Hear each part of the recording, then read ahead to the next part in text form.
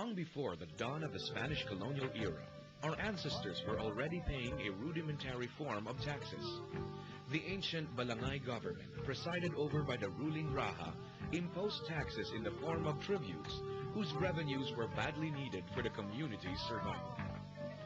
Under the Spanish colonial rule, the collection of tributes and taxes was strictly imposed under the encomienda system. By far the most repressive instrument of colonial rule, the encomienda was a source of great suffering for the Filipinos, and no serious effort was ever made by the colonial government to reform this type of tax system. Because of this, a series of uprisings occurred in the 19th century, paving the way for the 1896 revolution. The U.S. colonial government implemented a far more progressive tax system. Learning from the mistakes of his predecessors, President William McKinley issued directives on April 7, 1900 for the simplification of the existing tax system and warned that the repression of industry and enterprise should be avoided. Taxes were no longer collected for the benefit of the colonial power, but for the welfare of the people. 4 years after President McKinley's historic declaration, the Philippine Commission passed on July 2, 1904, Reorganization Act No. 1189, creating the Bureau of Internal Revenue. The Bureau was officially organized on August 1, 1904, with its first collector, John Hord, at the helm. In its maiden year of service, the Bureau collected 4.2 million pesos and was composed of 69 officials and employees who were organized into 3 divisions. In 1918, the Bureau came under the leadership of the first Filipino collector of internal revenue, Wenceslao Trinidad, marking a significant advancement in the Philippinization of the colonial government. The years of the Japanese occupation was a rather dark time for the Bureau. It was temporarily merged with the Customs Office and no significant amount of collections was recorded. The post-war years, however, were a time of growth for the Bureau, and in 1955, the first 2 regional offices were created for Cebu and Davao, marking the Bureau's initial efforts at decentralization. 2 years later, in 1957, the title of the head of the Bureau was officially changed from collector to commissioner, and Jose Aranas became the first to bear the title Commissioner of Internal Revenue.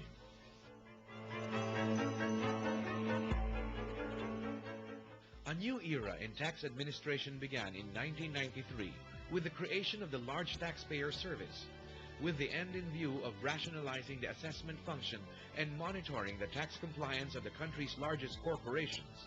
That same year, plans for the 5-year Philippine Tax Computerization Program were set into motion.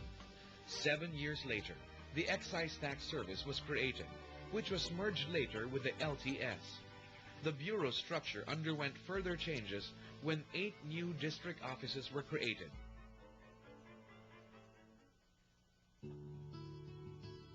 For almost 60 years, the filing and payment of taxes was done through the municipal treasurer's offices throughout the country.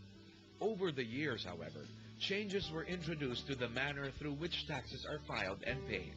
One of the more important changes was the National Internal Revenue Act of 1939, which revised the internal revenue laws and provided for the implementation of the modern income tax under Revenue Regulations No. 2.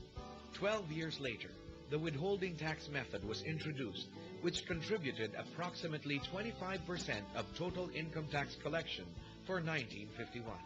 The identification of taxpayers and the processing of taxpayer information took on new importance with the introduction of the Tax Account Number, or TAN, in 1970.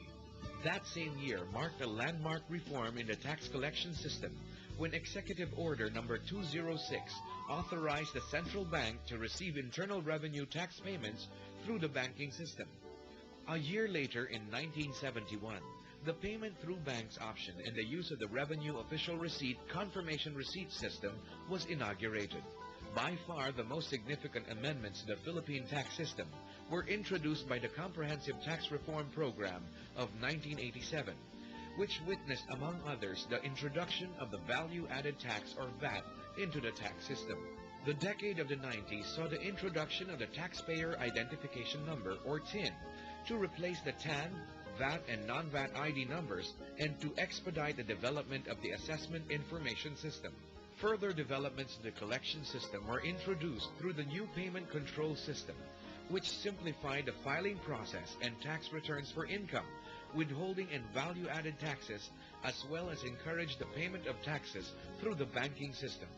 Developments in the IT front were spearheaded by the creation of the Information System Strategic Plan, through which a roadmap was crafted for the provision of timely and accurate information on the Bureau's operations. The Asian economic slump of the late 1990s posed considerable challenges for the Bureau. Nonetheless, it was able to collect 337.65 billion pesos with the help of the Economic Recovery Assistance Project and the enhancement of the large taxpayers monitoring system. Promotional strategies also began to play a more significant role in the Bureau's tax information campaign after the institutionalization of the raffle promo Humingi ng Resibo, Manalo ng Libo-Libo, which generated more than 4 billion pesos in additional VAT collections. Thus far, the opening years of the new millennium are proving to be a watershed period for the Bureau's IT efforts. In 2001, the Electronic Filing and Payment System, or EFPS, was adopted, paving the way for the development of the Bureau's range of e-services. With the onset of the tax computerization project in 1994, the BIR had continuously used information and communications technology to strengthen tax administration in support of President Gloria Macapagal Arroyo's vision of a strong republic.